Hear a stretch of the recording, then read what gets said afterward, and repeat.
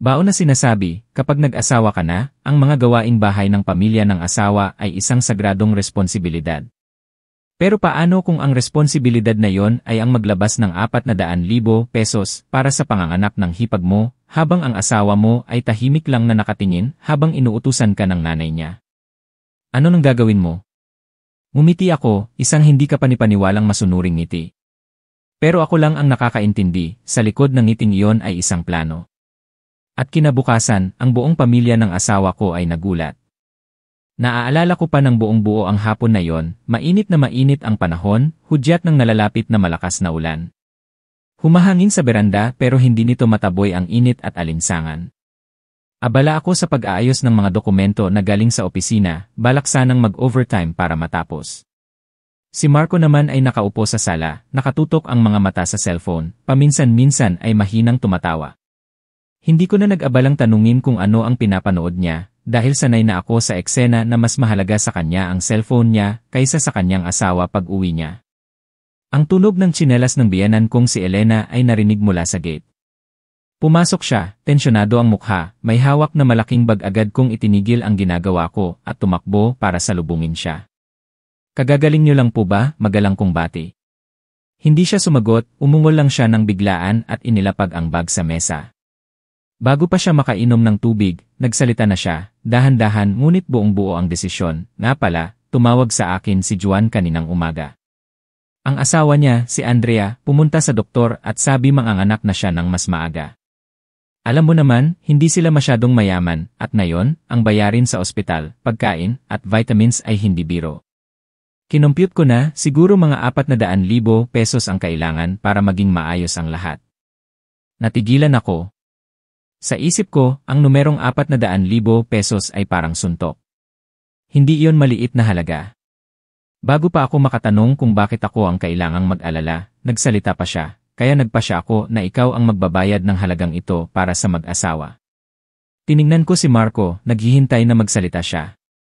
Pero gumalaw lang siya ng kaunti, nananatiling nakatutok ang mga mata sa screen ng cellphone, na parang hindi siya kasama sa usapan.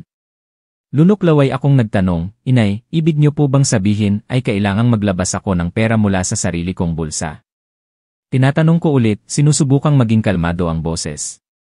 Sumimangot si Elena, na parang nagtanong ako ng isang bagay na masyadong walang katuturan. Siyempre naman. Baka naman sinasabi ko na umutang ka. Libo-libo ang sweldo mo kada buwan, at may mga bonus ka pa at mga pera mula sa pamilya mo. Kaya mo yan. Ayokong magkulang ang hipag mo habang manganganak siya. Kinagat ko ang labi ko, malakas ang tibok ng puso ko. Ang totoo, ang pera ko ay hindi para sa personal na paggastos, kundi para sa oras na magkasakit ang mga magulang ko o kailanganin nila ng mabilisan. Ang 400,000 pesos ay baka isang numero lang para sa biyenan ko, pero para sa akin, iyon ay ang pinaghirapan kong ipunin sa loob ng maraming taon. Tiningnan ko si Marco ulit. Sa pagkakataong ito, tumingala siya, pero mahina lang ang sinabi, mag-abala ka na lang para sa kapatid ko, pamilya pa rin naman tayo. Nang marinig ko yon, may bumagsak sa loob ko.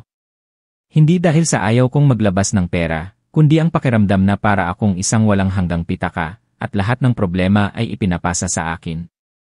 Maraming beses na akong tumulong kay Juan, mula sa pagbili ng motorsiklo hanggang sa pagbabayad ng matrikula. Pero hindi siya kailanman o ang asawa niya ang nagkusang magbayad o magpasalamat. Patuloy pa rin sa pagsasalita si Elena, ang boses ay puno ng otoridad, pumayag ka na para mapalagay ang loob ko, na pag-usapan na namin ito ng tatay niya. Si Ricardo, ang biyenan ko, ay nakaupo sa sulok ng bahay, tahimik lang na humitit ng sigarilyo at hindi nagsalita. Humina ako ng malalim. Ang lahat sa isip ko ay biglang luminaw. Tapos bigla na lang, umiti ako ng bahagya na nagulat si Elena. Opo, ako na po ang bahala. Sumagot ako, ang boses ay hindi ka panipaniwalang kalmado. Tumango si Elena, mukhang kontento. Ganyan dapat. Bukas sasabihin ko sa kanya na kunin ang pera. Nang gabing iyon, habang nakahiga sa tabi ni Marco, tinanong ko siya kung sa tingin niya ay hindi patas ang pangyayaring ito. Walang pakialam na sumagot si Marco, anong problema roon? Kapag inalagaan mo ang kapatid ko, para mo na ring inalagaan ako. Bukod pa rito, may pera naman tayo. Tumalikod ako, pinipigilang bumuntong hininga. Sa sandaling iyon, alam ko na hindi ako maaaring magpatuloy na hayaang ituring nila na natural na lang ang pagkuha ng pera mula sa akin. Pumayag ako, pero hindi para magbigay ng pera, kundi para bigyan sila ng isang leksyon na baka hindi nila malimutan sa buong buhay nila. Sa gabing iyon, hindi ako makatulog ng matagal. Naalala ko ang mga pagkakataon na pinupuna ako ng biyenan ko dahil lang sa bumili ako ng regalo para sa sarili kong mga magulang.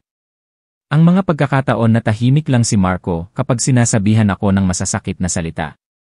Ang mga pagkakataon na kailangan kong maglabas ng pera para sa hipag ko habang ako mismo ay nagtitipid. Ang lahat ay naipon at naging isang malaking bukol sa lalamunan ko. At pagkatapos, isang ideya ang biglang pumasok sa isip ko, malinaw, tiyak, at nagpakalma sa akin. Alam ko na ang gagawin ko kinabukasan. Kinabukasan, maaga akong nagising kaysa sa karaniwan. Tahimik pa rin ang kusina, ang tanging naririnig ay ang tunog ng orasan. Naghilamos ako, nagtimpla ng tsaa, at umupo sa mesa, binuksan ang passbook na nakatago sa drawer sa loob ng ilang taon. Ang passbook na ito ay ang proteksyon ko mula nang ikasal ako, parang isang insurance para sa mga hindi inaasahang pangyayari. Nang makita ko ang numero na 470,000 pesos na malinaw na nakasulat sa pahina, naramdaman ko na parang may hawak akong kapangyarihan, at may nararamdaman din akong kalungkutan na hindi ko maipaliwanag. Tulog pa rin si Marco. Ang sinag ng araw sa umaga ay pumapasok sa siwang ng pinto, at nakikita ang anino niya sa dingding. Nagtagal ako sa pagtingin sa kanya, at bigla kong napagtanto na ang lalaking ito, na dati ay pinagkakatiwalaan kong magprotekta sa akin, ay tahimik lang na hinahayaan ang nanay niya na magdesisyon para sa aming dalawa. Ang tunog ng tsinelas ni Elena ay naririnig ulit sa bakuran. Galing siya sa palengke, may daladalang bag ng pagkain, at habang papasok ay sinabi niya, "Maria, ang aga mo naman. Darating si Juan mamaya para kunin ang pera, ihanda mo na." Umiti ako, "Opo, Nay, ako na po ang bahala." Tiningnan niya ako, mukhang nagulat sa napakasunod kong saloobin. Baka inisip niya na matapos ang isang gabi ng pag-iisip, napagtanto ko ang mga sinabi niya. Bumalik siya sa kusina, nagluluto habang mahinang kumakanta. Ang hitsura niya ay parang nagwagi na. Halos tanghali na nang dumating sina Juan at Andrea. Malaki na ang tiyan ni Andrea, ang mukha ay mukhang mayaman pero ang mga mata ay sanay sa pag-asa na ang iba ang gagawa para sa kanila. Pumasok si Juan, nakangiti, "Hello, ate." Sabi ni nanay ay inihanda mo na ang pera para sa amin. Manganganak kasi ang asawa ko sa unang pagkakataon kaya siguradong magastos. Tumango ako ng bahagya, nagbuhos ng tubig para sa bawat isa, at sinabi, "Inihanda ko na, pero bago ko ibigay, gusto ko munang linawin ito." Ang buong pamilya ng asawa ko ay nakaupo doon, si Elena, si Ricardo, si Marco, at ang mag-asawang Juan at Andrea. Inilagay ko ang isang maliit na bag sa mesa.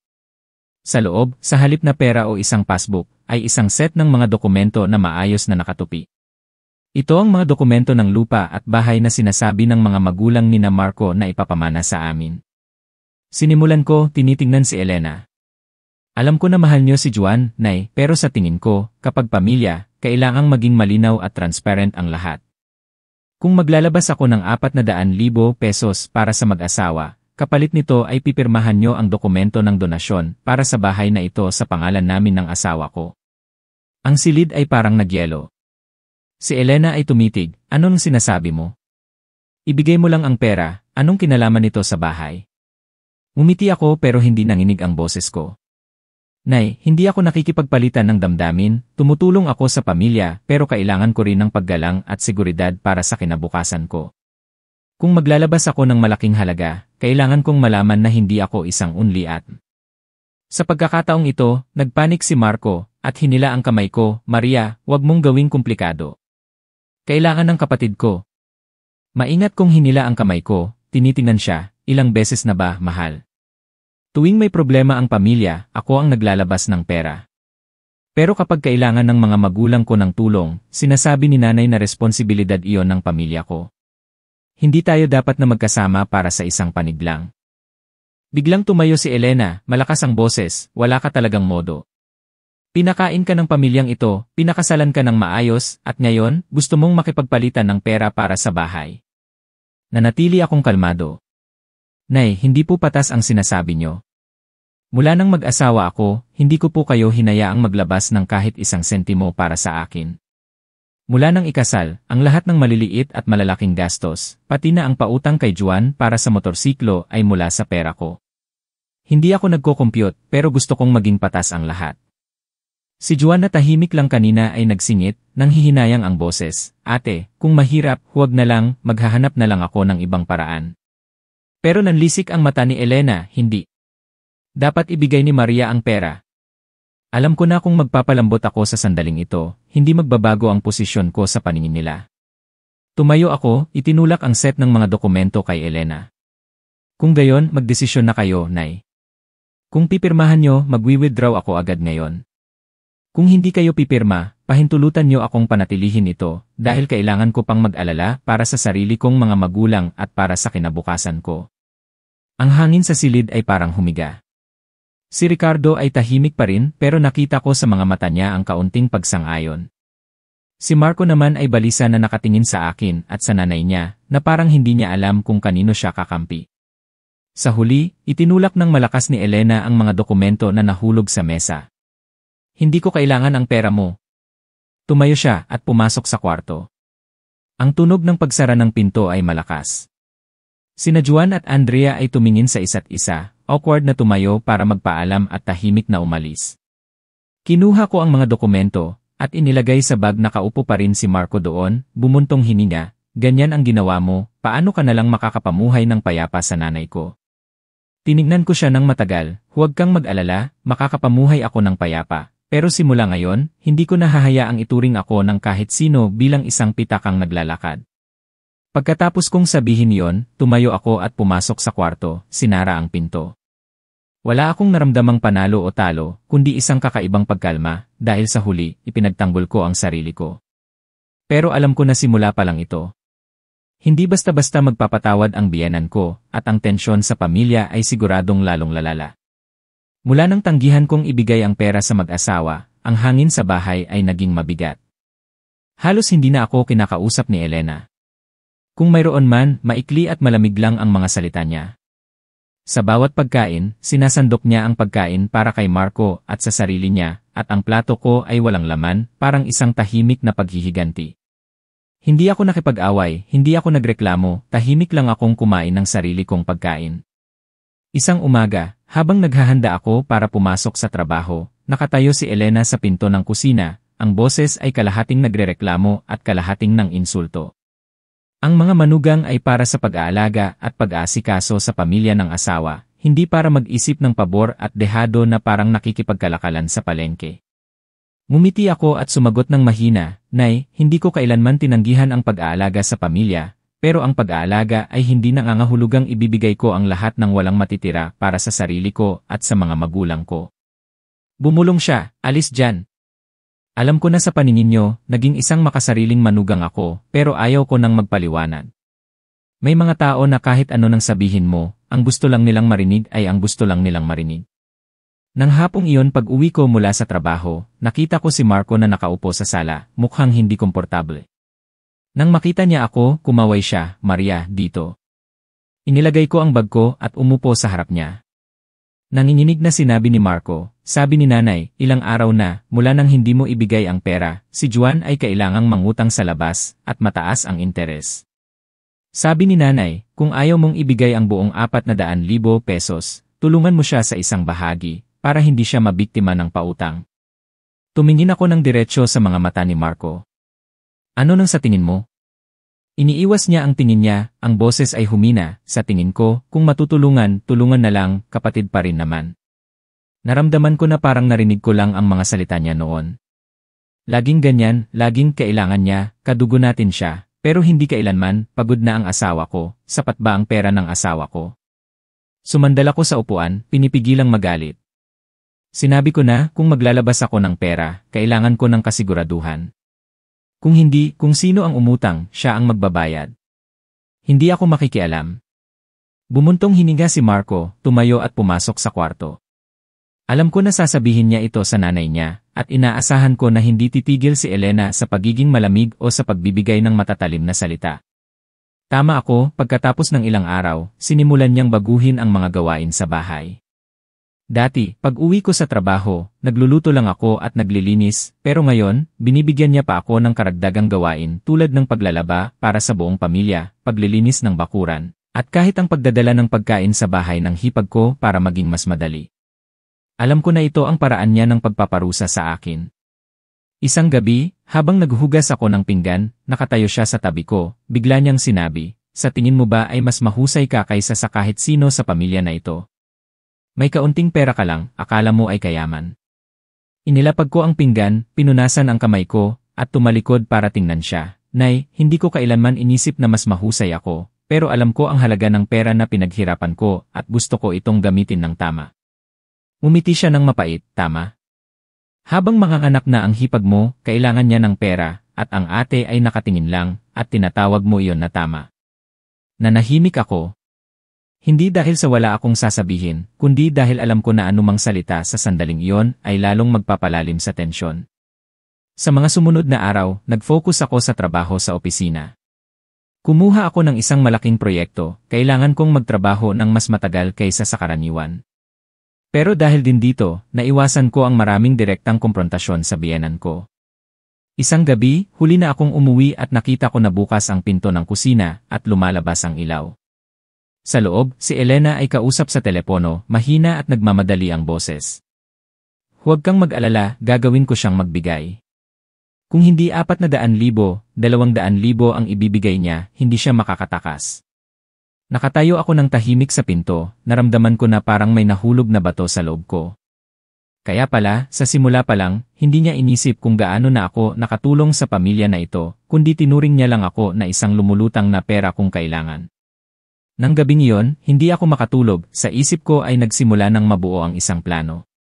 Hindi lang ako tatanggi kundi ipapakita ko rin sa kanya na ang pamimilit at pagsasamantala sa iba ay may bayad.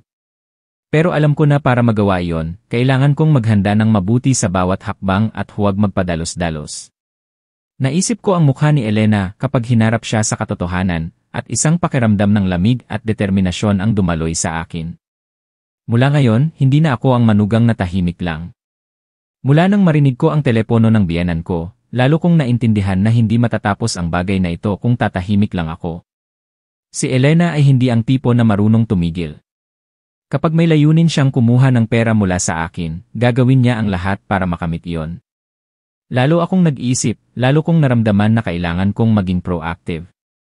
Sinimulan kong obserbahan ang bawat gawain sa bahay. Tuwing pupunta siya sa palengke o sa bahay ng kapitbahay, napansin ko na laging dala niya ang isang lumang brown na bag na inaalagaan niya.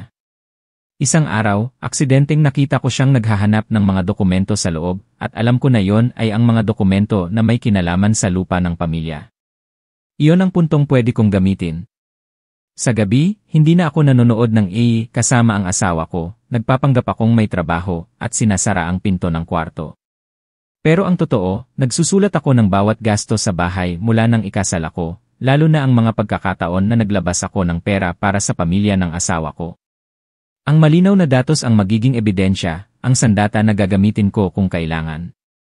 Isang hapon ng Biyernes, kusang loob akong inimbitahan ang nanay ko, si Luz, na bumisita. Nang makita niya ang anak niya, hinawakan niya ang kamay ko ng may pag-aalala at nagtanong, "Ayos ka lang ba rito?"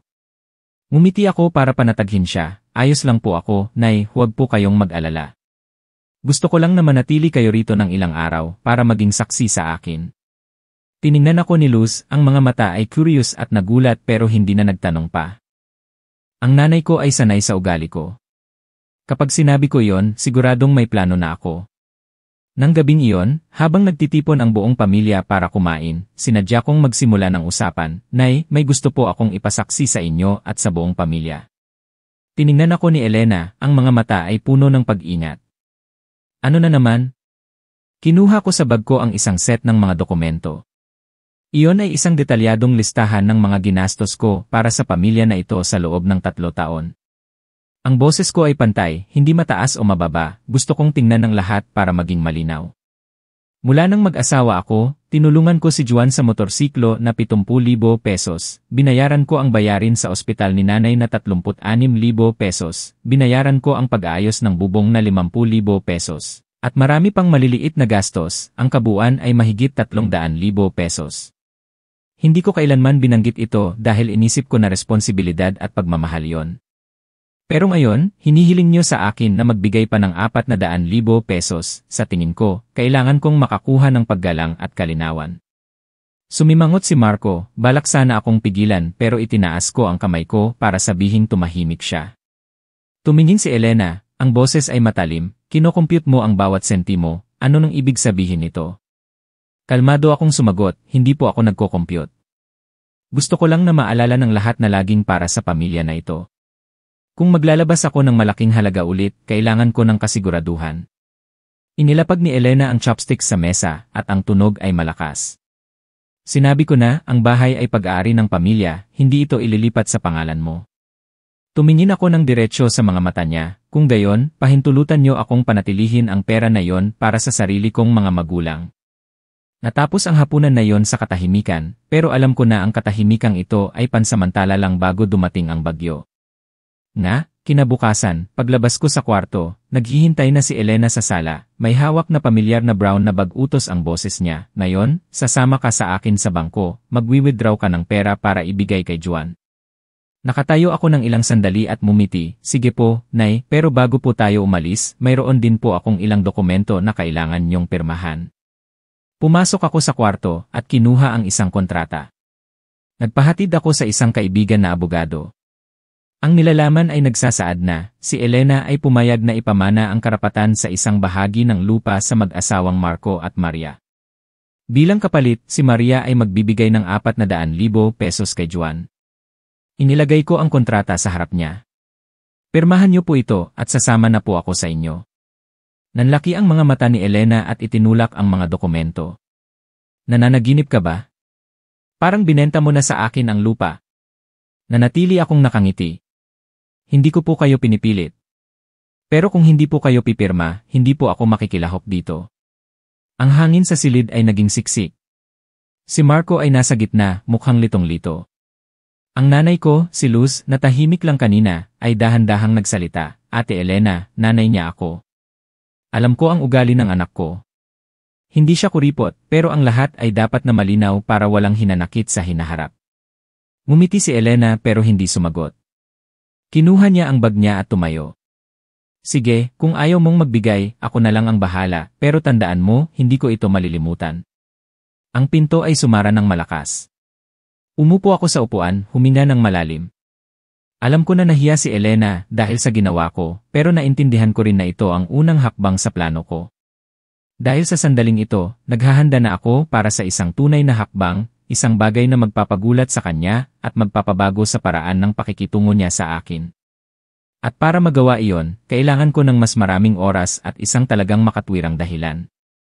Matapos ang umaga na yon, nang umalis si Elena na may sinabing hindi ko ito malilimutan, sigurado ako na hindi niya hahayaang magpatuloy ang lahat. Si Elena ay isang tao na may mataas na pagtingin sa sarili. Kapag tinanggihan siya ng harapan ng manugang niya sa harap ng buong pamilya, maghahanap siya ng paraan para bawiin ang dignidad niya at maging mas agresibo pa.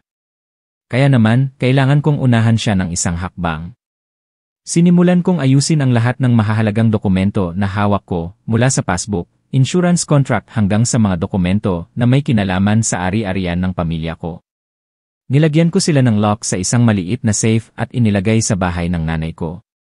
Ginawa ko ito hindi lang para sa seguridad kundi para na rin kung may hindi inaasahang mangyari, hindi ako magiging walang magawa. Nang gabing iyon, nagtagal akong nakipag-usap sa nanay ko, si Luz, kaysa sa karaniwan. Nakinig siya habang kinukwento ko ang lahat, mula nang hilingin ni Elena ang pera hanggang sa mga naunang pagkakataon na kailangan kong magdala ng responsibilidad para sa pamilya ng asawa ko. Hindi siya nagsalita ng marami, paminsan-minsan lang siyang bumubuntong hininga. Ang mga kamay niya na may kalyo ay mahigpit na humawak sa kamay ko. Nang sabihin ko na may plano ako para pigilan si Elena, tiningnan niya ako ng matagal at tumango, gawin mo ang sa tingin mo ay tama, basta huwag mong hahayaang masaktan ka. Naniniwala ako sa'yo. Ang mga salita ng nanay ko ay nagpainit sa akin at lalo pa akong naging determinado. Kinabukasan, sinadya kong mag-absent sa trabaho ng isang hapon para manatili sa bahay. Nang umalis si Marco, umupo ako sa mesa at tinawagan ang isang dating kaibigan na nagtatrabaho sa accounting department ng construction company kung saan nagtatrabaho si Juan. Mahusay akong nagtanong, nagpapanggap na gusto kong malaman ang impormasyon para matulungan ang hipag ko na mangutang sa bangko. Pagkatapos lang ng ilang salita, nalaman ko ang kailangan kong malaman. Ang trabaho ni Juan ay hindi matatag, ang buwanang sweldo ay sapat lang para sa pang-araw-araw na gastos, at mayroon pa siyang utang na hindi nababayaran. Si Andrea, ang asawa ni Juan, ay umalis sa trabaho mula nang magbuntis, umaasa lang sa asawa at sa biyenan niya. Ang mga impormasyong ito ay hindi para ipahiya ko sila kundi para sa plano ko. Kailangan kong patunayan sa buong pamilya na ang pagbibigay ng 400,000 pesos kay Juan sa sandaling ito ay parang pagtapon sa isang malalim na hukay at na mayroon akong karapatan na tumanggi sa isang hindi makatwirang hiling. Nang gabi, gaya ng inaasahan ko, nagsimula ulit si Elena ng usapan sa hapunan. Tumawag si Juan at sinabi na kung wala siyang pera sa linggong ito, hindi siya makakapasok sa ospital para sa isang magandang silid. Isipin mo, kapag nanganak ang isang babae, sa isang maliit na silid na kulang sa kagamitan, paano na?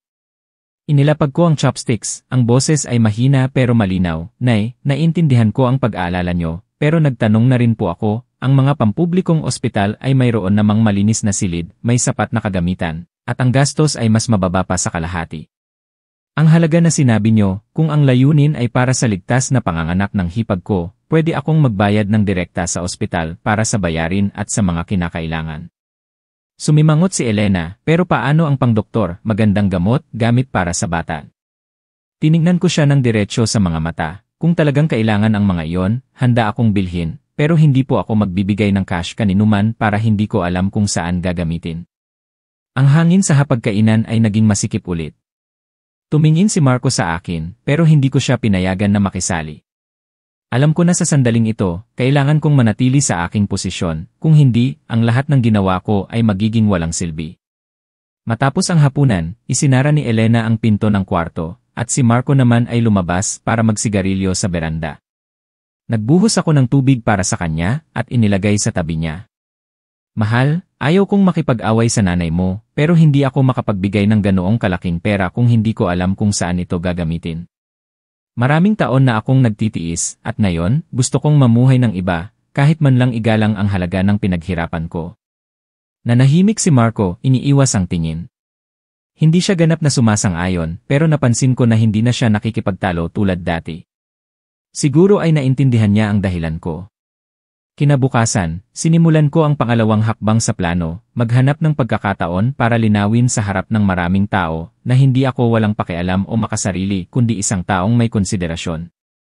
Tinawagan ko si Andrea at nag-alok na sasamahan ko siyang mamili ng mga gamit para sa sanggol. Sa simula, nahihiya si Andrea, pero pumayag din dinala ko si Andrea sa isang malaking tindahan, pumili ng magagandang bagay pero may makatwirang presyo. Mga damit, diapers, bote ng gatas, kumot at unan. Nang magbayad, binayaran ko ang lahat at hiniling sa tindahan na bigyan ako ng kumpletong resibo. Ate, salamat. Sabi ni Andrea, mukhang nahiya. Umiti ako, walang anuman, sabihin mo lang kung may kailangan ka. Gusto kong siguraduhin na ang lahat ng matatanggap mo ay gagamitin para sa panganganak at sa sanggol. Sinadya ko ang mga salitang iyon para maintindihan ni Andrea. At para kapag ikinwento niya kay Elena, malalaman niya na hindi ako tumangging tumulong, ayaw ko lang magbigay ng pera. Gaya ng inaasahan, ng gabing iyon, binanggit ni Elena ang tungkol sa pamimili ko kasama si Andrea. Ang boses niya ay hindi na matalim tulad dati, pero mayroon pa ring pang-aasar. Mahusay ka talagang magplano, nagbigay ka ng mga gamit pero hindi ka nagbigay ng pera. Takot ka ba na gagamitin ng iba para sa ibang bagay? Mahina akong sumagot, Nay, hindi po ako nag-isip ng masama sa kahit sino, pero gusto kong siguraduhin na ang bawat sentimo na ilalabas ko ay may benepisyo. Sa tingin ko, iyon ang pinakamagandang paraan para sa pangmatagalang tulong. Hindi na siya nagsalita, pero alam ko na sa loob niya, mayroon pa ring hinanakit, at ang hinanakit na ito ang magiging susi para sa huling hakbang ko. Isang bagay na kapag nangyari, hindi makapagsasalita ang buong pamilya ng asawa ko. Kailangan ko lang maghintay para sa tamang pagkakataon. Mula nang samahan ko si Andrea sa pamimili, pansamantalang tahimik ang bahay, pero alam ko na ito ay ang kalmado bago ang bagyo. Si Elena ay nananatiling malamig pero hindi na siya direktang nakikipag-away. Hindi ako nagmadali na magsaya dahil hindi siya ang tipo ng tao na madaling magpatawad sa anumang bagay, lalo na kung pinagtanggol siya ng manugang niya. Patuloy akong namuhay ng normal, nagtatrabaho, umuuwi, nag-aasikaso sa sarili ko. Pero sa loob, laging nagmamasid, naghihintay ng isang malinaw na pagkakataon para matapos ang lahat, para maintindihan ni Elena at ng buong pamilya ng asawa ko ang posisyon ko, at para wala silang magagamit na dahilan para magreklamo. Ang pagkakataon na iyon ay dumating ng mas maaga kaysa sa inakala ko. Isang gabi, pag-uwi ko, nakita ko si Marco na nakaupo sa labas, tensyonado ang mukha. Tumingin siya sa akin at bumuntong hininga, "Pumasok ka na," naghihintay si nanay. Pumasok ako, at nakita ko si Elena na nakaupo sa gitna ng sala, at sa tabi niya ay si Juan, balisa ang mukha. Sa mesa ay may isang set ng mga dokumento at isang resibo ng bayad sa ospital. Itinuro ni Elena yon, at diretsong sinabi, nasa ospital na ang asawa niya, 80,000 pesos ang advance payment, at may inaasahan pang gastos pagkatapos ng panganganak. Sinabi mong tutulong ka sa gamit, ngayon, tinatanong ko kung paano ka tutulong. Tiningnan ko ang resibo at tumingin kay Juan, nakapagbayad ka na ba ng advance? Umiling si Juan, nakalikom lang ako ng 20,000 pesos, kulang pa ng 60,000 pesos. Nanahimik ako ng ilang segundo at sinabi, kung gayon, bukas, ibigay mo sa akin ang mga dokumento sa ospital, pupunta ako sa ospital para bayaran ang natitira, pero direkta akong makikipag-usap sa maternity ward. Sumimangot si Elena, bakit kailangang maging komplikado? Ibigay mo na lang ang pera para mabilis. Mahina akong sumagot, Nay, ito po ang prinsipyo ko. Tutulong ako pero gusto kong makita ng personal na ang pera na ilalabas ko ay ginagamit ng tama. Huwag po kayong magalit, hindi po ako nagdududa sa kahit sino, gusto ko lang po na maging malinaw. Medyo nahiya si Juan pero tumango siya. Baka sa loob niya, naintindihan niya na sa pagkakataong ito, hindi ako nagmamatigas para lang makipag-away. Kinabukasan, pumunta ako sa ospital. Nakahiga si Andrea sa kama, maputla ang mukha, pero nang makita niya ako, ngumiti siya, Ate, salamat. Inilagay ko ang isang bag ng merienda sa mesa at bumaba kasama si Juan para magbayad sa counter. Binayaran ko ang buong natitirang halaga, humiling ng kumpletong resibo at nagtago ng isang kopya. Hindi para computin, kundi para kapag kailangan, maipapakita ko sa kahit sino na ginawa ko ang responsibilidad ko. Pero ng gabing iyon, pag uwi ko, nagsimula si Elena ng usapan na may pangaasar, anong nakuha mo sa ginawa mo? Iisipin ng ibang tao na hindi ako kayang alagaan ang anak ko at manugang ko. Umupo ako sa tapat niya at kalmadong sinabi, Nay, hindi ko po gusto na may isipin ang kahit sino sa inyo. Gusto ko lang na ako mismo ang gumawa ng mga bagay na binabayaran ko. Kung magbibigay po ako ng cash, sasabihin ng kahit sino na wala akong ginawa o na ang pera ay ginamit para sa ibang layunin. Nanahimik siya ng ilang sandali at tumayo para pumasok sa kwarto. Alam ko na may hinanakit pa rin siya, pero sa sandaling ito, wala na akong pakialam.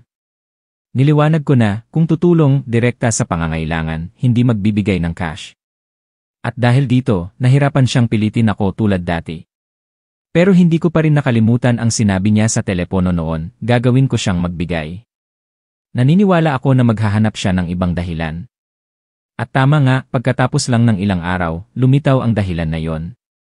Isang hapon ng Sabado, pumasok si Marco, may hawak na dilaw na sobre at inilagay sa mesa sa harap ko. Ito ang imbitasyon sa kasal ng anak ng matalik na kaibigan ni tatay. Sabi ni nanay, sa susunod na linggo, pupunta ang buong pamilya, bawat isa ay magbibigay ng 1,000 pesos, pero gusto niya na tayong mag-asawa ang magbigay ng 20,000 pesos para sa dignidad ng pamilya. Mahina akong tumawa, hindi dahil sa halaga kundi dahil naintindihan ko na isa na naman ito sa mga paraan niya para subukan ang kontrol niya sa akin. Tinanong ko ulit, paano ang sa mga magulang at kay Juan? Medyo nag-alinlangan si Marco, sabi ni nanay, huwag na, gamitin na lang ang pera natin para mas madali. Alam ko ang dapat kong gawin. Tumango ako. Sige, ako na ang bahala sa 20,000 pesos, pero ididiretso ko ito sa bank account ng groom at ilalagay ko ang pangalan natin. Sumimangot si Marco, bakit kailangang? Pinutol ko ang sinabi niya, mahal, kung maglalabas tayo ng pera, may karapatan tayong ipaalam sa kanila na mula sa puso natin, walang dapat itago. Kinabukasan, nakipag-ugnayan ako sa pamilya ng groom sa pamamagitan ng numero ng telepono na nakasulat sa imbitasyon, kinumpirma ang bank transfer at humiling ng confirmation message. Nang matapos ang lahat, inilagay ko ang transaksyon at inilagay sa mesa. Nang hapong iyon, nang tanungin ni Elena ang pera para sa kasal, ibinigay ko sa kanya ang papel na nagpapatunay ng bank transfer. Pagkatapos niyang basahin, nagbago ang mukha niya. Bakit nakasulat ang pangalan niyo? Kalmado akong sumagot, dahil po iyon ang pera namin. Nanay, sa tingin ko mas malinaw ito at mas nagpapanatili ng dignidad para sa pamilya natin. Inihagis niya ang papel sa mesa, bumulong at umakyat sa kwarto. Hindi ko siya sinundan. Alam ko na ang bawat maliit na bagay na ginagawa ko kamakailan ay dahan-dahang nagpapabawas sa kanyang kontrol sa akin. At sa sandaling inakala niya na sanay na siya sa paraan ko, gagawin ko na ang huling hakbang. Ang hakbang na yon, matagal ko ng pinlano, naghihintay lang ako sa tamang pagkakataon, at pakiramdam ko ay malapit na ito.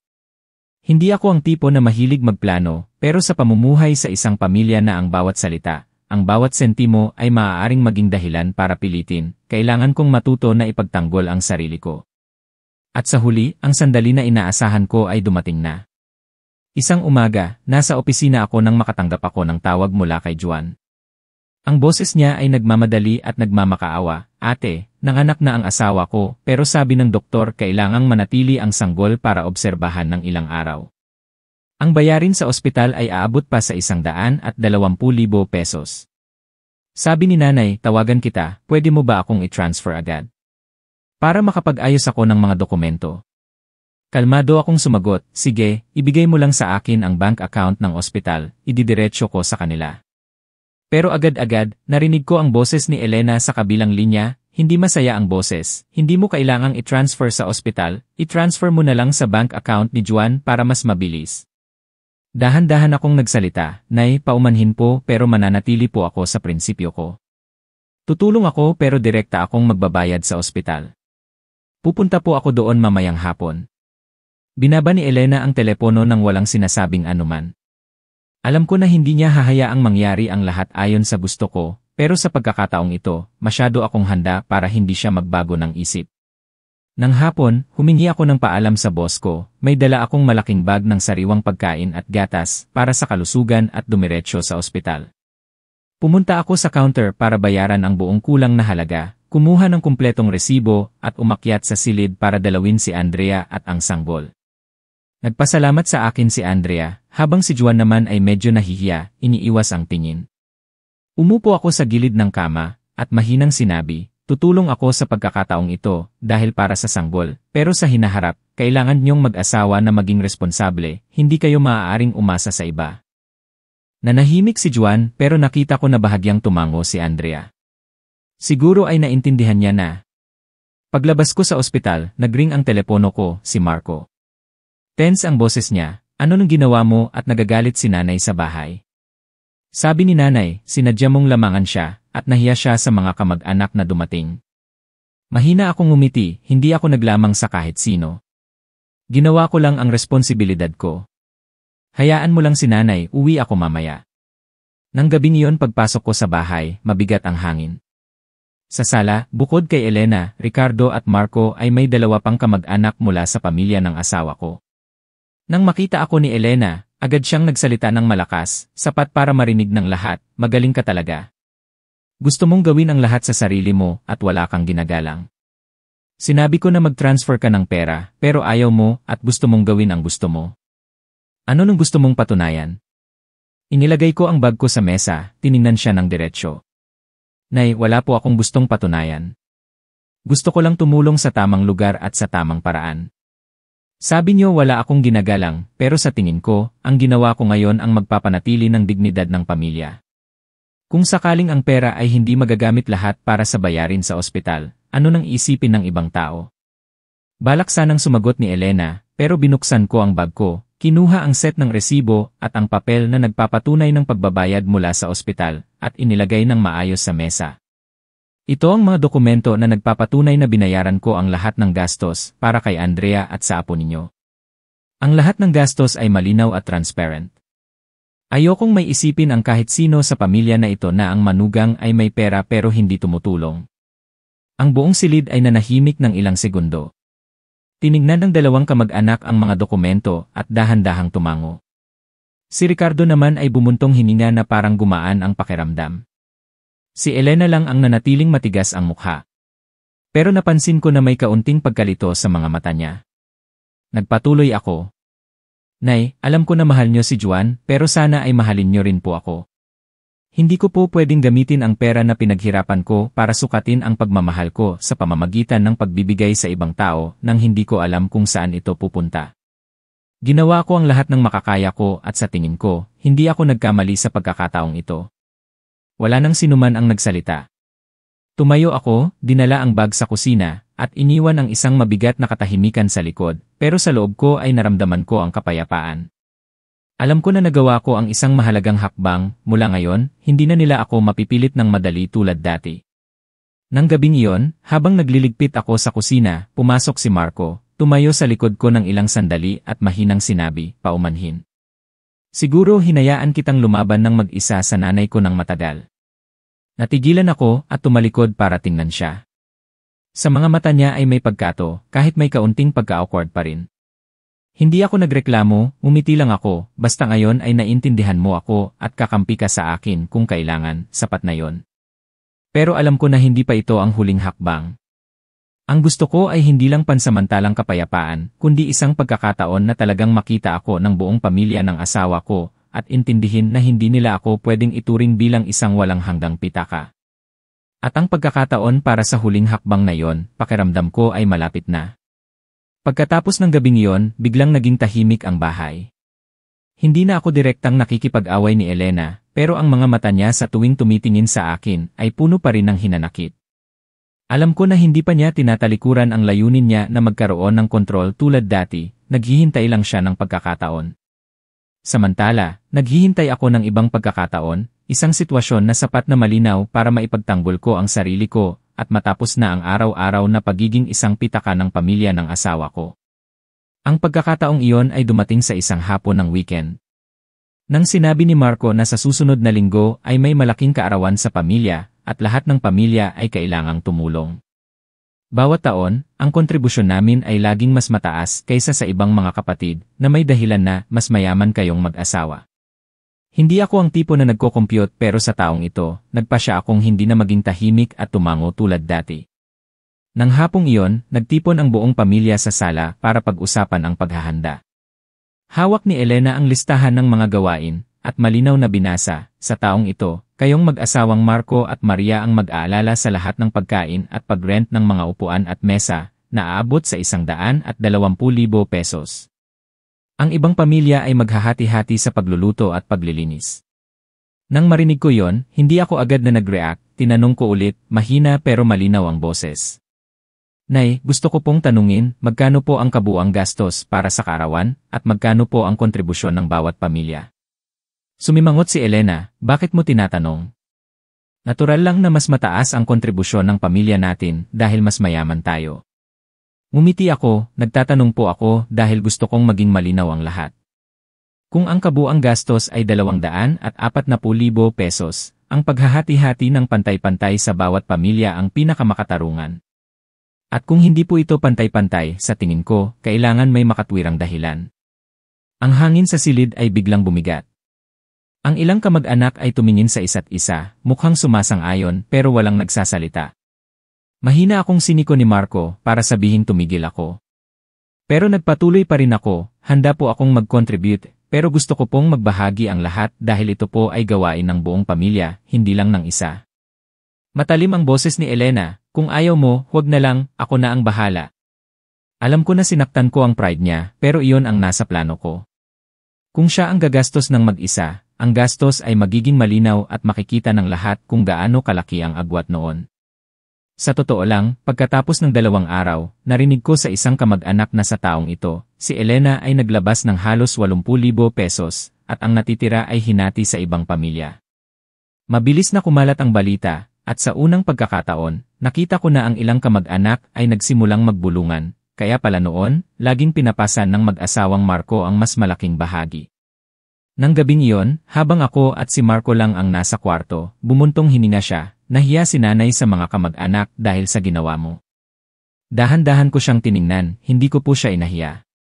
Hinayaan ko lang na makita ng lahat ang totoo. Kung naging patas ang lahat dati, hindi ko na kailangang magsalita. Hindi sumagot si Marco, umupo lang siya ng tahimik. Alam ko na dahan-dahan niyang naintindihan ang pananaw ko, kahit nahihirapan pa rin siya sa pagitan ng nanay at asawa niya. Pagkatapos ng kaarawan, nakatanggap ako ng text message mula sa bangko na may kakaibang bank transfer mula sa joint account namin ni Marco sa bank account ni Juan. Ang halaga ay 20,000 pesos. Nagulat ako dahil hindi ako ang gumawa ng transaksyong ito. Nang tanungin ko si Marco, nag-alinlangan siya. Sabi ni nanay, i-transfer ko sa kanya dahil naubusan siya ng pera. Inisip ko, 20,000 pesos lang, ayos lang. Nanahimik ako pero sa isip ko ay nagpa siyang maging mas determinado. Ito ang huling patak. Ilang beses na akong naging pasensyoso, naging malambot, pero ang bawat hangganan na inilalagay ko ay nalalabag. Nang gabing iyon, umupo ako sa mesa, kinuha ang set ng mga dokumento na matagal ko nang inihanda. Iyon ay isang detalyadong listahan ng lahat ng pagkakataon na tumulong ako sa pamilya ng asawa ko sa loob ng ilang taon, kasama ang kumpletong resibo at patunay. Ang huling numero ay nagpabigla sa akin, halos 600,000 pesos, bukod pa sa mga regalo at maliliit na gastos. Alam ko na ito ang dapat na gawin. Pipili ako ng isang oras na maraming tao, maraming saksi para matapos na ang lahat. At ang oras na iyon ay ang pagdiriwang para sa sanggol ni Juan. Sigurado akong mag-imbita si Elena ng maraming kamag-anak at kaibigan, at iyon ang oras na ilalagay ko ang lahat sa mesa. Malinaw na ang plano sa isip ko. Naramdaman ko na parang gumaan ang pakiramdam ko. Hindi na ako galit o mainit ang ulo kundi isang malamig na kapayapaan. Dahil alam ko na sa pagkakataong ito, kapag nakita ng lahat ang ginawa ko, walang sinuman ang maglakas loob na ituring ako bilang isang walang hanggang pitaka. Sa araw ng pagdiriwang ng isang buwan na ang sanggol ni Juan, puno ng tao ang bahay ng asawa ko. Ang mga malapit at malalayong kamag-anak, ang mga matalik na kaibigan ni Elena at Ricardo ay naroon. Masaya ang lahat. Ang amoy ng pagkain mula sa kusina ay kumalat, kasama ang tunog ng mga plato at kadamitan. Suot ko ang isang eleganteng damit at nakaayos ang buhok. Handa ng mas maaga kaysa sa karaniwan, hindi para magyabang kundi para magpakita ng kumpiyansa at dignidad sa araw na ito. Sa bag ko ay ang set ng mga dokumento na maayos na nakatupi, isang listahan ng lahat ng pagkakataon na tumulong ako sa pamilya ng asawa ko sa loob ng ilang taon. Nang malapit nang dumating ang lahat, abala si Elena sa pagpasok at paglabas, maliwanag ang mukha. Siguro sa araw na ito ay masaya siya dahil maraming dumalo at sa isip niya, siya ang nag-ayos ng lahat. Pero alam ko na ito ang tamang oras para gawin ang desisyon ko. Halos tanghali na, habang nakaupo ang lahat sa bawat mesa, tumayo ako at nagpaalam, sa araw na ito, isang masayang araw para sa pamilya, hayaan niyo akong magsalita. Hindi lang para batiin sina Juan at Andrea, kundi para magbahagi ng aking damdamin sa pamilya natin. Nanahimik ang lahat at maraming mata ang tumingin sa akin. Bahagyang sumimangot si Elena, pero dahil maraming tao, hindi niya ako mapipigilan. Nagsimula ako ng mainit ang boses. Mula nang mag-asawa ako, itinuring ko ang pamilya ng asawa ko bilang pamilya ko, itinuring ko ang lahat bilang kadugo ko. Sinubukan kong magbigay ng lakas at pera sa abot ng makakaya ko para maging maayos ang lahat sa bahay. Sa araw na ito, gusto kong samantalahin ang pagkakataong ito para magbahagi sa publiko para maintindihan ng lahat ang damdamin ko at para sa hinaharap, makapamuhay tayo ng transparent at patas. Kinuha ko sa bag ko ang set ng mga dokumento, binuksan ang unang pahina, ang boses ay hindi mataas o mababa. Ito ang listahan ng mga ginastos ko para sa pamilya mula nang ikasal ako, bumili ng motorsiklo para kay Juan na 70,000 pesos, nagbayad ng bayarin sa ospital para kay nanay na 36,000 pesos, nag-ayos ng bubong na 50,000 pesos, tumulong kay Juan sa negosyo na 40,000 pesos, bayarin sa panganganak ni Andrea na 80,000 pesos, at marami pang maliliit na gastos, ang kabuuan ay halos 600,000 pesos, bukod pa sa mga regalo at maliliit na gastos. May ilang bulungan ang narinig.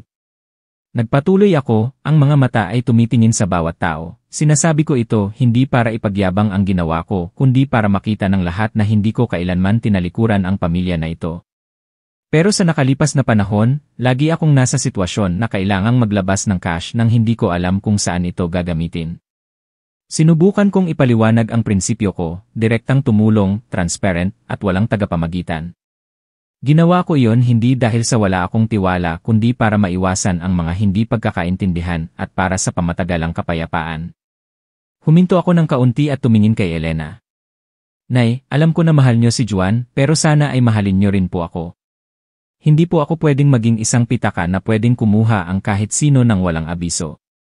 Sa araw na ito, sinasabi ko ang mga bagay na ito sa harap ng mga kamag-anak hindi para ipahiya kayo kundi para maintindihan ng lahat at wala nang sinumang mag-isip ng masama sa akin.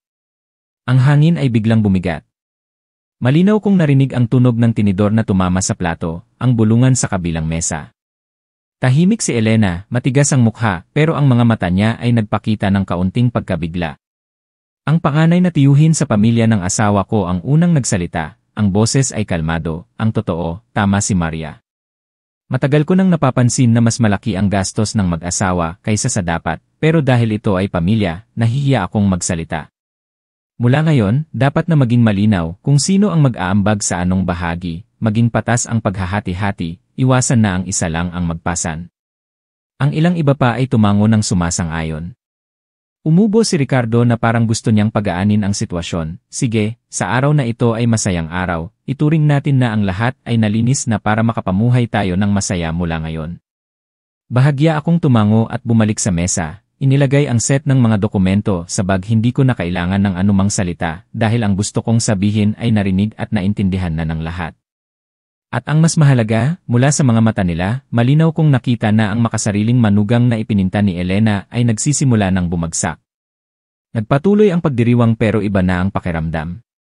Ang ilang kamag-anak ay lumapit sa mesa ko, hinawakan ang balikat ko o mahinang nagsalita, tama ang ginawa mo, kailangan may hangganan. Umiti ako, ang puso ko ay nakaka-relax. Pagkatapos ng pagdiriwang, nang umuwi na ang mga bisita, pumasok ako sa kusina para magligpit. Pumasok si Elena, tumayo ng ilang sandali at nagsalita. Ang boses ay hindi na matalim tulad dati, nahihiya ako sa harap ng mga kamag-anak dahil sa sinabi mo. Tumalikod ako para tingnan siya. Nay, paumanhin po kung hindi po kayo naging komportable, pero sa tingin ko, kung nanahimik lang ako, ang mga hindi pagkakaintindihan ay magpapatuloy at wala na akong lakas para mag-alaga. Gusto kong mamuhay ng matagal dito at para magawa iyon, kailangan maging malinaw at patas ang lahat. Hindi siya sumagot, tumalikod lang siya at lumabas. Pero alam ko na sa loob niya ay kailangan niyang pag-isipan ulit, hindi dahil sa agad-agad niyang tinanggap kundi dahil naglakas loob akong sabihin sa harap ng lahat ang isang bagay na hindi ko kailanman ginawa. Nang gabing iyon, nagtagal sa tabi ko si Marco, hindi nagsasalita. Nang maghahanda na akong matulog, mahina siyang nagsabi, hindi ko inakala na gagawin mo iyon, pero siguro nagkamali ako nang hinayaan kitang mag-isa sa nanay ko ng matagal. Mahina akong ngumiti, ayos lang, basta ngayon ay naintindihan mo ako, sapat na iyon. Pero sa loob ko, alam ko na hindi lang pag-unawa ang gusto ko, kundi ang tunay na paggalang mula sa buong pamilya ng asawa ko. At simula sa araw na ito, inilatag ko na ang pundasyon para sa bagay na yon. Pagkatapos ng pagdiriwang, sigurado ako na ang sinabi ko ay kumalat na sa buong pamilya. Dito, ang mga balita ay mabilis na kumakalat, lalo na ang mga bagay na may kaunting tensyon sa pamilya. Pero salungat sa inaasahan ni Elena noon, sa pagkakataong ito, ang karamihan sa mga usapan ay pumabor sa akin. Sa loob ng ilang araw, narinig ko sa mga kakilala ko sa palengke na sinasabi nila na mahusay ako, marunong, naglakas loob na magsalita ng diretsyo, pero ginagalang pa rin. Iyon ang dahilan kung bakit nakaka-relax ako, dahil sa wakas ay nababago na ang imahe ko bilang isang makasariling manugang. Pero sa bahay, ang hangin ay parang masikip na string. Hindi na ako direktang inaaway ni Elena, pero ang mga mata niya ay puno pa rin ng hindi pagkakontento. Hindi na siya masyadong nagsasalita sa hapunan, nag-aalala lang na magsandok ng pagkain para kay Marco at hindi na ako pinapansin na parang isang nakasanayan na.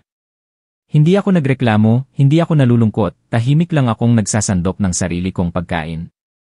Isang gabi habang nagtutupi ako ng mga damit, nakaupo si Marco sa kama at nagsabi, galit pa rin si nanay sayo. Sa tingin ko, baka humingi ka na lang ng paumanhin sa kanya para maging tahimik ang bahay. Tumigil ako at tiningnan siya, kalmado ang boses, bakit ako hihingi ng paumanhin? Dahil ba sa nilinaw ko ang ginawa ko at gusto ko ng pagkapantay-pantay? Kung ganoon, dapat mong maintindihan na ang paghingi ng paumanhin sa sandaling ito ay nangangahulugang inaamin ko na mali ako at babalik sa dati ang lahat. Nanahimik si Marco. Alam ko na nahihirapan siya pero alam ko rin na hindi na ako pwedeng umatras pa. Pagkatapos ng ilang araw, dumating ulit ang pagkakataon para mas maging malinaw ang lahat. Nang umaga, pumunta si Elena sa bahay ng isang kamag-anak para magbisita. Nang umuwi siya, nakita niya ako na naglilinis ng bakuran. Tumayo siya sa hagdan at diretsong sinabi, "Sa susunod na linggo, kaarawan ng lolo mo sa pamilya, plano kong imbitahan ang mga kamag-anak. Ihanda mo ang pera para sa akin." Itinigil ko ang walis, tiningnan siya. "Magkano po ang kailangan kong ihanda?" 40,000 pesos. Tumango ako. Magbibigay po ako ng 40,000 pesos, pero ididiretso ko ito sa bank account ng taong nag-aayos, at sasabihan ko kayo kapag natapos na. Natigilan siya ng kaunti at bumulong. "Lagi ka nalang ganyan." Umiti ako, sa tingin ko mas malinaw po yon. Gusto ko po na ang lahat ay maging transparent para hindi na kayo mag-alala at para hindi ako maling maunawaan. Wala na siyang sinabi, pumasok lang siya sa bahay. Pero alam ko na sa huli, kailangan niyang tanggapin ang paraan ko dahil hindi ko siya binibigyan ng pagkakataon na baguhin ang mga bagay. Nang hapong iyon, pumunta ako sa bahay ng panganay na tiyuhin, ang taong kumampi sa akin noong pagdiriwang. Nagbuhos siya ng tsaa, at tiningnan ako ng may pagmamahal, "Maria, sa totoo lang, marami kang tiniis. Pero matalino ka, ang ginawa mo sa harap ng mga kamag-anak ay tama. Naniniwala ako na mag-iba ang tingin nila sa iyo." Nagpasalamat ako sa tiyuhin ko at nagbahagi na rin na ayaw kong makipag-away, gusto ko lang mamuhay ng patas at magkaroon ng paggalang. Tumango siya, "Tama, sa pamilya, dapat na maging malinaw ang lahat, kung hindi, laging may problema." Nang gabing iyon, pag-uwi ko, nakita ko si Marco na nakaupo sa labas, nakahawak sa kanyang baba at nag-iisip. Sabi niya, "Sa tingin ko tama ang ginawa mo. Nagsisimula na akong maintindihan ang pakiramdam mo. Dati, inisip ko na matigas ka, pero ang totoo, gusto mo lang maglagay ng hangganan." Tiningnan ko siya, nakita ko na may pagbabago sa mga mata niya. At ang bagay na ito ang mas nagpagaan sa pakiramdam ko kaysa sa pag-unawa ng mga kamag-anak. Dahil kung kakampi sa akin ng asawa ko, ang mga bagyo sa bahay ay magiging mas madali. Sa mga sumunod na araw, ginawa ko pa rin ang mga tungkulin ko bilang isang manugang, maagang gumising para magluto, maglinis, at mag-alaga sa bahay. Pero ang kaibahan ay hindi ko na hinahayaang may magdikta sa akin sa pera. Anumang halaga na ilalabas ko, nililinaw ko, direkta man ang pagbabayad o may detalyadong record. Hindi na parang may pwedeng kumuha ng kahit magkano ang gusto niya. Dahan-dahang hindi na binabanggit ni Elena ang pera sa akin. Siguro ay naintindihan niya na ang bawat hindi makatwirang hiling ay tatanggihan ko ng diretsyo, pero hindi bastos, at dahil dito, hindi siya makakahanap ng dahilan para makipag-away. Alam ko na hindi pa tapos ang tensyon, pero sa puntong ito, malayo na ang narating ko, mula sa isang manugang na laging tahimik at nagtitiis, naging isang tao na alam ang kanyang mga hangganan. At ang mas mahalaga, hindi ako kailangang sumigaw o makipag-away, at nanatili akong kalmado na nagpapakinggan sa iba. Sa loob ko, isang pakiramdam ng kapayapaan ang bumabalot. Naiintindihan ko na minsan, para baguhin ang paraan ng pakikitungo ng iba sa iyo, hindi lang pagtitiis ang kailangan, at hindi rin laging pagsabog, kundi ang pagpili ng tamang oras, at ang pag-alam kung paano magsalita para makinig ang iba nang hindi sila makasagot. At sa pagkakataong ito, naniniwala ako na nagawa ko iyon.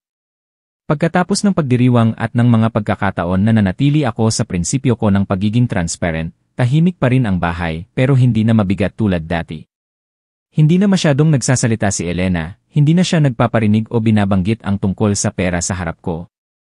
Sa hapunan, kahit hindi pa siya nagkukusang magsandok ng pagkain para sa akin, hindi na niya ako binabaliwala tulad dati, minsan pa nga ay nagtatanong siya, "Masarap ba ang pagkain?" Ang maikling tanong ay isang senyales para sa akin. Para sa ugali niya, siguradong pinag-isipan niya yon. Isang hapon habang nagbibilad ako ng damit, bumisita si Andrea kasama ang anak niya. Mataba ang sanggol, mapula ang pisngi, maliwanag ang mga mata. Binuhat ko ang sanggol, habang dinuduyan, tinanong ko, "Kamusta kayong mag-ina?" Ngumiti si Andrea nang may pagkailang, "Ayos lang po, ate. Gusto ko rin pong magpasalamat sa inyo. Sa ospital, kung hindi kayo ang nagbayad, hindi ko alam kung paano ako makakagawa ng paraan. Sinabi ko na po kay nanay pero baka hindi pa niya nasasabi sa inyo." Mahina akong ngumiti. Hindi ako naghihintay ng pasasalamat pero nang marinig ko ang sinabi ni Andrea, naramdaman ko ang init sa puso ko. Mahina akong sumagot, "Walang anuman, tumulong ako dahil gusto ko ang ikabubuti ng apo ninyo at para sa iyo, pero sa hinaharap, kailangan niyong mag-asawa na maging maingat sa paggastos, huwag kayong mangutang ng marami. Tumango si Andrea, ang mga mata ay parang mas naintindihan na kaysa dati. Siguro ay naintindihan na rin niya na ang hindi ko pagbibigay ng cash ay hindi dahil sa pagiging makasarili kundi para ang pera ay magamit sa tamang lugar. Nang gabing iyon nang umuwi na si Andrea, tinawag ako ni Elena sa kwarto. Nakaupo siya sa kama, ang boses ay mas malambing kaysa sa karaniwan. Ngayon, ikinuwento ni Andrea ang tungkol sa ospital at alam ko na kung gaano mo siya inalagaan. Nanahimik ako, naghihintay na magpatuloy siya. Medyo nag-alinlangan siya at bumuntong hininga, siguro masyado akong nagmadali. Minsan, kapag nakikita ko ang kapatid mo na nahihirapan, iniisip ko lang na tulungan siya agad at hindi ko na iniisip kung ano ang nararamdaman mo. Ito ang unang pagkakataon na nagsalita si Elena sa akin nang hindi nagrereklamo o nag-uutos. Umupo ako, mahina akong nagsalita, Nay, hindi ko po kailanman tinanggihan ang pagtulong sa pamilya. Gusto ko lang po na maging malinaw ang lahat para alam ko na ginagawa ko ang tama at para walang sinuman ang mag-isip ng masama sa hinaharap. Tumango siya, nanahimik ng matagal at pagkatapos ay nagsalita. Mahina ang boses na kailangan kong makinig ng mabuti para marinig. Simula ngayon, hahayaan na kitang magdesisyon sa pera. Ang mga salita na iyon ay isang malaking pagbabago para sa akin. Hindi dahil sa gusto kong kontrolin ang lahat, kundi dahil ito ay isang senyales na nagsisimula na siyang irespeto ang hangganan ko. Sa mga sumunod na araw, bihirang humingi siya sa akin ng pera. Kapag kailangan ng kontribusyon para sa pamilya, direkta niyang sinasabi ang halaga at hinahayaan niya akong pumili ng paraan ng paggastos. Nagkusang loob din akong tumulong kapag nakita kong kailangan pero laging nananatili sa prinsipyo ko ng kalinawan at pagiging transparent. Si Marco rin ay nagbago ng malaki. Nagpaparticipate na siya sa mga usapan sa pagitan namin ng nanay niya, hindi na siya umiiwas tulad dati. Isang beses, nang balak ni Elena na humingi sa akin ng kontribusyon, nagsalita siya, Nay, hayaan niyo po muna kaming mag-asawa na pag-usapan at sasabihan po namin kayo. Ang simpleng salita ay nagpaliwanag sa akin na talagang kumampi na siya sa akin. Isang hapon ng weekend, nakaupo kami sa labas. Si Elena ay naglilinis ng gulay, ako ay naghuhugas ng pinggan. Si Marco ay buhat-buhat ang anak ni Andrea at naglalakad sa hardin. Bigla siyang nagsalita, alam mo ba? Gusto ko rin na maging payapa ang bahay, nakasanayan ko lang ang dating pag-isip na ang anak na lalaki ang haligi ng bahay at ang manugang ay dapat na mag-alaga sa pamilya ng asawa. Pinunasan ko ang kamay ko, umupo sa tabi niya, naintindihan ko po. Pero sa modernong panahon, ang mag-asawa ay kailangang magtulungan sa pag-aalaga sa dalawang pamilya. Kayo rin po ay babae, siguro naintindihan niyo ang pakiramdam na minamaliit. Mahina siyang umiti, isang bihirang ngiti na nakita ko. Siguro kailangan ko na ring magbago. Tiningnan ko siya, naramdaman ko na parang may malaking bato na inalis sa puso ko. Kahit hindi pa natatapos ang lahat ng hindi pagkakaintindihan, nagsimula na kaming mag-usap sa pamamagitan ng pakikinig at hindi lang sa pamamagitan ng pag-uutos. Nang gabing iyon, nagsulat ako sa isang maliit na notebook. Hindi lahat ng laban ay nagtatapos sa panalo o talo. May mga laban na kailangan mo lang manatiling matatag at panatilihin ang iyong mga hangganan para manalo sa sarili mong paraan. At alam ko na malapit na akong matapos sa mahirap na paglalakbay na ito. Isang umaga sa huling bahagi ng buwan, lumamig ang panahon at ang hamog ay bumabalot sa bakuran sa harap ng bahay. Nagtitimpla ako ng tsaa nang marinig ko ang tunog ng sasakyan na huminto sa gate. Ang nanay ko, si Luz, ay bumaba ng sasakyan, may dalang bag ng pagkain, at nakangiti. Bumisita lang ako ng ilang araw, nami-miss na kita. Sinalubong ko siya sa bahay, nagbuhos ng tsaa at nag-usap. Lumabas si Elena sa loob, nang makita niya ang nanay ko, dahan-dahan siyang tumango. Iba na ang boses niya, bumisita ka, manatili ka ng ilang araw para masaya. Nagulat ako kung dati ang mga salita na ito ay hindi lalabas sa bibig ni Elena. Napansin din ang nanay ko ang pagbabago, ngumiti siya at sumagot, salamat. Nang tanghalian, habang kumakain kami, biglang tumalikod sa akin si Elena at nagsalita sa harap ng nanay ko, sa nakalipas na panahon, marami akong naisip.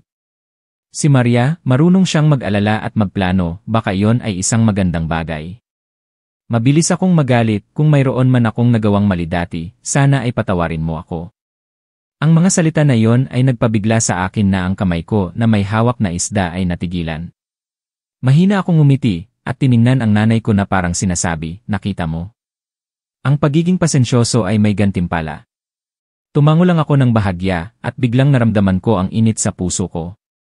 Sa loob ng ilang araw na nanatili ang nanay ko, ang pakiramdam sa bahay ay naging mas maganda.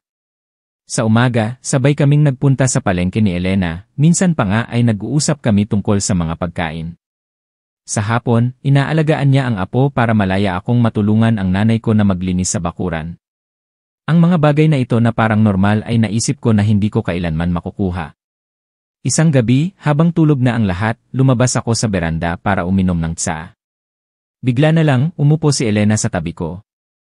Nanahimik siya ng matagal at pagkatapos ay nagsalita, alam mo ba? Dati, iniisip ko lang na protektahan ang anak ko at ang kapatid niya kaya minsan, nagiging mapilit ako. Pero ngayon, nakita ko na kung walang paggalang sa isa't isa, ang pagsasama ay magiging mahirap.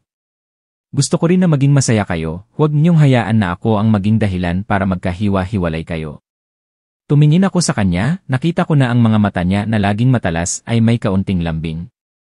Mahina akong nagsalita, hindi ko po kailanman ginusto na makipag-away sa inyo. Natatakot lang po ako na kung hindi ako maglalagay ng hangganan sa simula, hindi na matatapos ang lahat sa hinaharap. Tumango siya na parang umaamin. Hindi na kailangan ng maraming salita.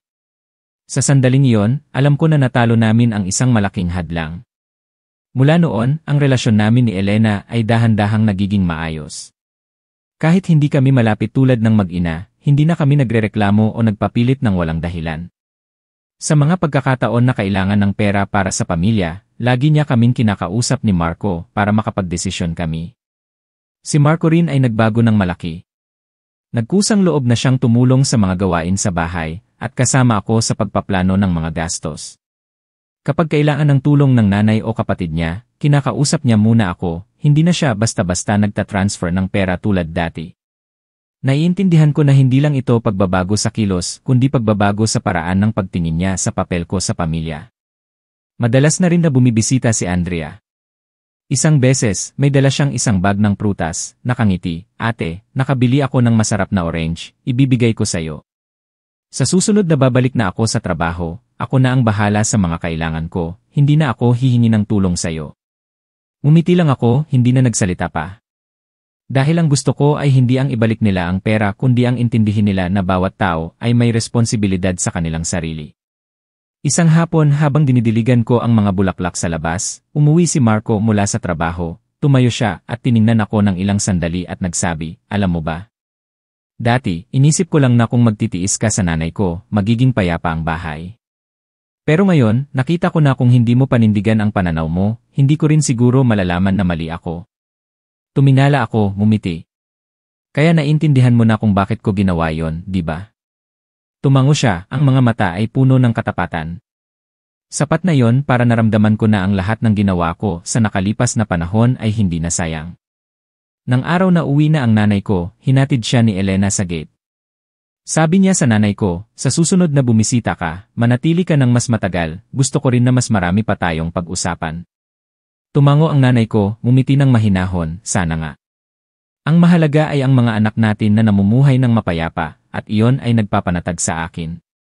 Nang makita ko ang dalawang babae na iyon, ang isa ay nagbigay sa akin ng buhay, at ang isa ay kasama ko sa kasal, naramdaman ko ang pagka-relax. Ang buhay ng mag-asawa ay hindi laging madali, pero kung alam mong maglagay ng hangganan at maggalangan, ang lahat ay makakahanap ng balanse. Nang gabing iyon, habang kami lang ni Marco ang nasa kwarto, sinabi ko, mahal, sa tingin ko, marami akong natutunan sa bagay na ito. Hindi laging pagtitiis ang pagiging tahimik, at hindi laging pag-aaway ang pagsasalita. Ang mahalaga ay ang maging malinaw, patas, at panatilihin ang paggalang. Ngumiti si Marco, sumasang-ayon ako. At alam ko na maswerte ako na mayroon akong asawa na tulad mo. Tumawa ako ng bahagya, sana sinabi mo iyan ilang taon na ang nakakaraan. Sabay kaming tumawa. Sa labas, ang hangin sa gabi ay bahagyang gumagalaw sa mga dahon, may dalang malamig na hangin ng tag-ulan.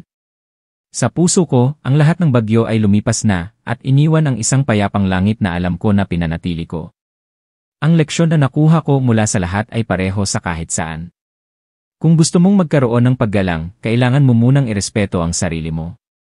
Ang pagiging malambot ay dapat nakasama ng malinaw na hangganan, at minsan, kung mananatili ka lang sa iyong mga prinsipyo, magbabago ang paraan ng pakikitungo ng iba sa iyo. At naniniwala ako na iyon ang pinakamagandang panalo.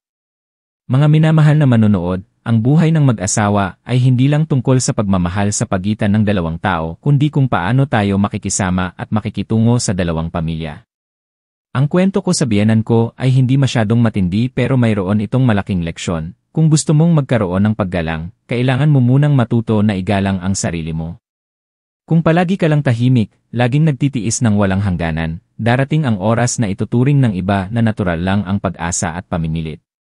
Pinili kong magsalita hindi para makipag-away o makipagkompetisyon, kundi para maintindihan ng lahat ang prinsipyo ko, maging malinaw, transparent, at patas. Kung tutulong, buong pusong tumulong pero sa tamang lugar at sa tamang paraan. Hindi basta-basta nagbibigay ng pera, at hindi hinahayaang baliwalain ang pinaghirapan. Dahil kung magbibigay ka ngayon, gagawin nila yon na nakasanayan na. Ang leksyon na ito ay hindi lang applicable sa relasyon ng biyenan at manugang kundi sa lahat ng iba pang relasyon, trabaho, kaibigan o pamilya. Kung mas malinaw ka, mas iginagalang ka ng iba. Kung mas kumpiyansa ka sa halaga mo, mas mahihirapan ang iba na maliitin ka. At kapag naiset na ang hangganan, ang pagmamahal ay magpapatuloy ng matagal nang hindi nasasaktan.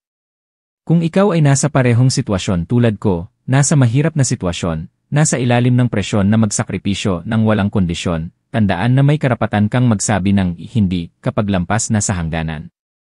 At ang hindi dito ay hindi nangangahulugang pagiging makasarili kundi pagprotekta sa sarili mo para magkaroon ka ng lakas na magbigay ng pagmamahal at pagbahagi sa tamang paraan. Salamat sa inyo sa panonood hanggang sa huling bahagi ng kwento na ito.